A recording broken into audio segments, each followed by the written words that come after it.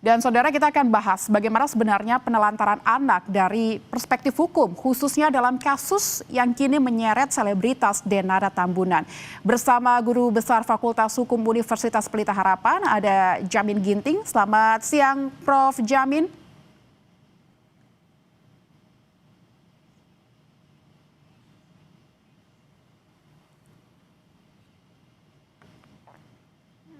Baik, kita coba menghubungi Prof. Jamin. Prof. Jamin Ginting, selamat siang Prof. Bisa dengar suara saya di studio? Dengar, saya dengar. Jangan ditelepon, soalnya saya pakai HP nih. Nanti jadi bentrok. Baik, Prof. Jamin dengan Lintang di studio. Prof. Jamin, kita akan membahas terkait kasus penelantaran anak yang melibatkan selebritas Denada. Prof. Jamin, ini sebenarnya bisa dibawa ke perkara hukum pidana dan perdata atau seperti apa? Kuasa hukum bilang Denada seharusnya, kuasa hukum Denada maksud kami, bilang seharusnya gugatan dilayangkan ke pengadilan agama, bukan PN Banyuwangi. Karena Reza, mohon maaf, adalah anak yang lahir di luar pernikahan. Pandangan Anda seperti apa, Prof? Ya, pertama kalau terkait dengan hukum keluarga, apakah itu terkait dengan beragama Muslim atau non-Muslim? Kalau agama Muslim, tentu yang berwenang dalam hal ini adalah pengadilan agama. Tapi kalau non-Muslim adalah pengadilan negeri. Itu yang pertama. Yang kedua, gugatannya ini apa? Kalau gugatannya adalah ganti rugi, karena di situ ada permintaan pemenuhan terhadap biaya yang selama ini dikeluarkan, maka itu lebih cenderung masuk ke ranah keperdataan. Karena si anak yang mengasuhnya merasa perlu biaya untuk mengembalikan keadaannya. Nah, itu terkait dengan ganti rugi. Tentu itu kasusnya kasus keperdataan ya.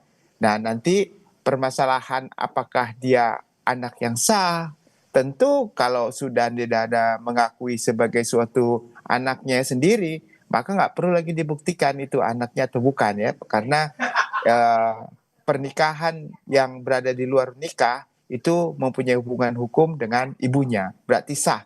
Secara hukum adalah anak dari Denada kalau dia mengakui.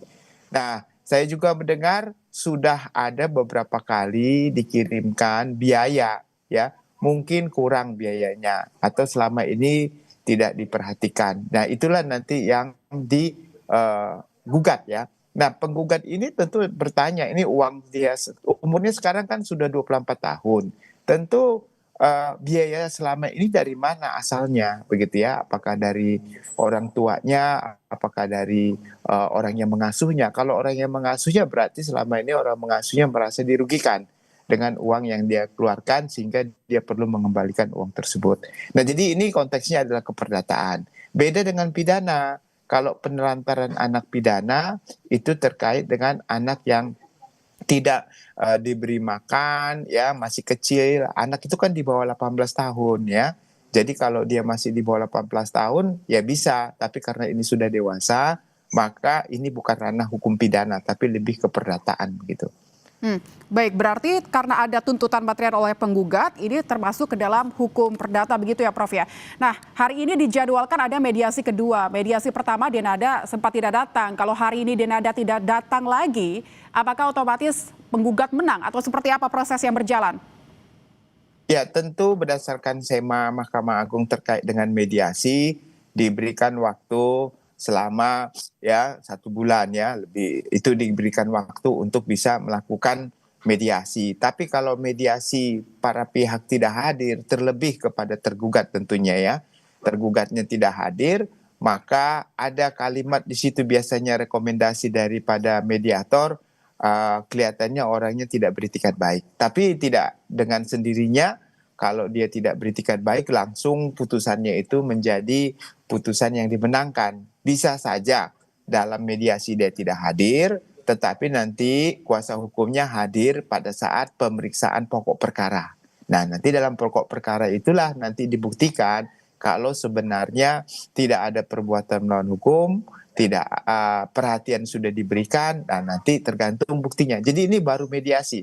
Mediasi itu untuk mencari solusi sebelum perkara itu diperiksa pokoknya oleh hakim. Jadi ini masih mediator begitu. Berarti itu artinya tidak ada kewajiban tergugat untuk datang ya Prof ya, karena kuasa hukum Denada juga menyebut Denada sebagai terlapor tidak wajib hadir mediasi begitu Prof.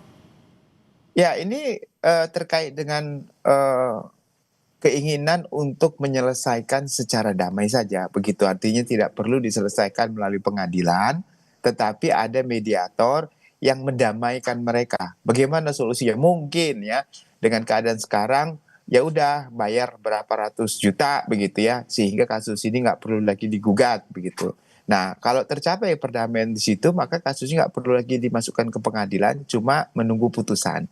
Tapi kalau tidak tercapai solusi dan perdamaian tersebut, maka nanti hakimlah yang memutuskan apakah dia bayar ganti rugi, apakah tidak bayar ganti rugi, apakah gugatannya ditolak atau diterima. Nanti jadi diserahkan kepada hakim sepenuhnya berdasarkan bukti-bukti yang dihadirkan para pihak nantinya di pengadilan begitu.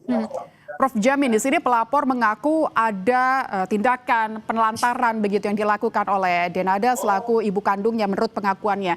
Tapi bagaimana pembuktian kalau seseorang itu menelantarkan di sini, Prof? Terminologi penelantaran anak itu ada di Undang-Undang Perlindungan Anak, ya, di pasal 62 atau 72 begitu ya. Jadi di situ yang ada terminologi. Jadi klasifikasi penelantaran anak itu membuat anak dalam keadaan bahaya, ya, bekerja di bawah umur, ya, terus dipaksa untuk melakukan pekerjaan orang dewasa, ya, yang berbahaya, lalu tidak diberikan nafkah yang cukup bagi anak tersebut. Itu terminologi pidana. Jadi nggak bisa digunakan dalam konteks perdataan. Kalau dia terminologi penelantaran anak yang dia gunakan, harusnya itu dibuat laporan ke polisi, ya, bukan mengajukan gugatan ke pengadilan. Jadi itu terminologi yang keliru saya kira dalam konteks penelantaran anak kalau digugat ke perdata, ya itu lebih kepada adanya perbuatan melawan hukum yang dilakukan oleh orang tua terhadap anak karena tidak diberikan nafkah selama dia dalam pengasuhan atau belum dewasa begitu.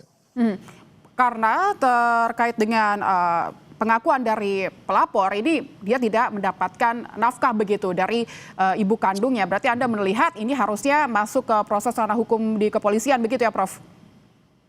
Kalau memang bisa dibuktikan, contohnya Denada ya, mengkondisikan anak itu pada usia anak ya di bawah 18 tahun pada saat itu, memaksa dia untuk bekerja di luar dari kemampuannya, atau menelantarkan dalam hal ini membiarkan dia untuk mencari nafkahnya sendiri, ya, dia bekerja sendiri untuk memenuhi kebutuhan dasarnya sendiri padahal dia masih anak kecil, dipaksa begitu. Nah, itulah yang dapat dikategori penelantaran anak. Tapi dia kalau diasuh sama orang tuanya Denada, ya, lalu diasuh atau dititipkan kepada orang lain lalu diberikan nafkah, itu bukan penelantaran namanya, itu penitipan, ya. Paling jadi tidak masuk kategori penelantaran gitu. Hanya cuma secara psikologis dia mungkin tidak mendapatkan perlindungan dari orang tuanya, kasih sayang dan segala macam ya, itu sulit pembuktiannya kalau seperti itu. Tapi kalau yang digugat adalah masalah materi, bukan masalah imaterial ya, psikologis, kasih sayang, maka itu lebih cenderung bagi saya itu lebih ke perdataan daripada pidananya begitu. Tapi kan ini proses sudah berlangsung, Prof. Jamin. Ini sudah masuk ke ranah mediasi begitu. Apa yang Anda lihat setelah ini? Karena kuasa hukum juga apa namanya menilai untuk besaran kerugian perdata, apa ada ketentuan khusus, bisakah tergugat mengajukan keringanan? Ya, kalau di keperdataan itu biasanya ada gugatan material, ada gugatan imaterial, ya. Gugatan material itu adalah gugatan yang dihitung. Contohnya, saya kasih contoh begini. Selama dia umur dari sekian ke sekian tahun, anggaplah umur sampai dengan sekarang 24 tahun. Berarti selama umur dia tidak bisa mencari nafkah sampai dengan dewasa 21 tahun, dikalikan setiap kali dia mendapatkan makanan, apa. Nah, itu nanti ada nilai tertentu yang keluar begitu ya. Nah, selain itu ada kerugian imaterial. Nah, imaterial tidak bisa dihitung dengan angka-angka, dia cuma tebak-tebak saja gitu, 2 miliar, 3 miliar, tapi jarang juga dikabulkan. Jadi itu saja yang pada umumnya diajukan permohonan ganti rugi terkait dengan kewajiban seseorang yang seharusnya dilakukan tapi dia tidak lakukan begitu. Nah, itulah namanya perbuatan melawan hukumnya. Tapi kelihatannya untuk itu sulit ya. Maksud saya pembuktiannya harus benar-benar nyata ada uang yang dikeluarkan begitu. Prof Jamin, Anda melihat setelah ini prosesnya akan seperti apa, Prof? Karena mediasi akan berlangsung hari ini, entah itu nanti Denada hadir atau tidak. Ya, kalau sampai sudah 2 kali, nanti dipanggil ketiga kali tidak hadir lagi, ini kan bisa masih jangka waktu yang ada, maka akan dilanjutkan oleh mediator, akan menyerahkan kepada hakim yang akan memutus dengan catatan bahwa tidak ada etikat baik dari tergugat untuk menghadiri sidang. Seperti itu pada umumnya. Gitu. Baik, kita akan nantikan proses mediasi yang berjalan hari ini pukul 1 waktu Indonesia Barat dan seperti apa nanti hasilnya. Terima kasih Prof. Jamin Ginting, Guru Besar Fakultas Hukum Universitas Pelita Harapan telah berbagi informasi di Kompas Siang.